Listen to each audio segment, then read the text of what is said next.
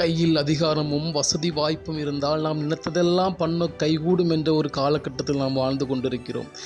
ஒரு சமயம் பெருந்தலைவர் காமராஜர் அவர்கள் முதல்வராக இருந்த சமயம் அது.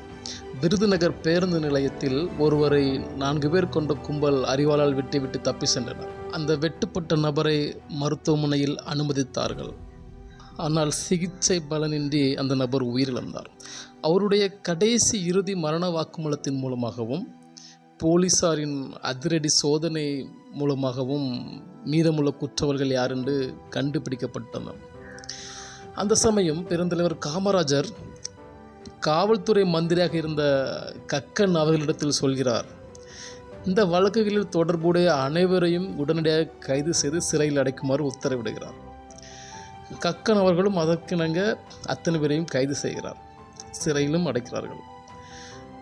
ஒரு நாள் கர்ம வீரர் காமராஜர் அவர்கள் கக்கனிடத்தில் கேட்கிறார், அந்த வழக்குகளில் தொடர்புடைய அத்தனை பேரையும் கைது செய்து சிறையில் அடைத்தாச்சா என்று கேட்கும்போது கக்கன் அவர்களிடத்தில் ஒரு தயக்கம் இருந்ததை கண்டார் காமராஜர். அந்த தயக்கத்திற்கான காரணம் என்ன தெரியுமா? காமராஜர் கேட்ட அந்த ஒரு நபர் பெருந்தலைவர் காமராஜர் அவர்களுடைய உடன் பிறந்த தங்கையின் மகன். அந்த கொலை வழக்கில் காமராஜர் அவர்களுடைய தங்கையின் மகனுக்கும் தொடர்பு இருந்ததாக விசாரணையில் தெரிய வந்தது. அதனால தான் பெருந்தலைவர் காமராஜர் அந்த பெயரை மட்டும் அழுத்தமாக கேட்டார். அந்த நபர் சிறையில் அடைச்சாச்சுன்னு கேட்கும்போது கக்கன் அவரிடத்தில் தயக்கத்தை அவர் கண்டுபிடிச்சார். அவர் சொன்னார், நான் ஏற்கனவே அவனை சிறையில் அடைக்கும்படி உத்தரவிட்டாச்சு, அவனை சிறையில் அடைச்சாச்சு.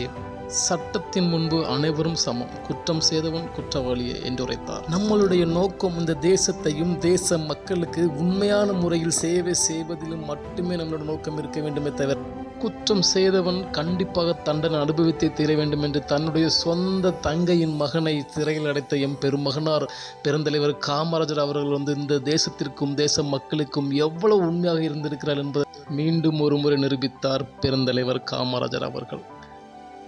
தன்னுடைய பொது வாழ்வில் எந்த ஒரு தவறும் நடந்துவிடக்கூடாது என்பதற்காக கடைசி வரை திருமணம் ஆகாமலே காலம் கழித்தார் பெருந்தலைவர் காமராஜர். இந்த நாட்டு மக்களின் மீதும் தேசத்தின் மீதும் மிக பெரிய அன்பு வைத்தவர் பெருந்தலைவர் காமராஜர் அவர்கள். இந்த வீடியோ பிடிச்சி நம்ம சேனல் சப்ஸ்கிரைப் பண்ணுங்கள், லைக் பண்ணுங்கள், ஷேர் பண்ணுங்கள். தேங்க்யூ.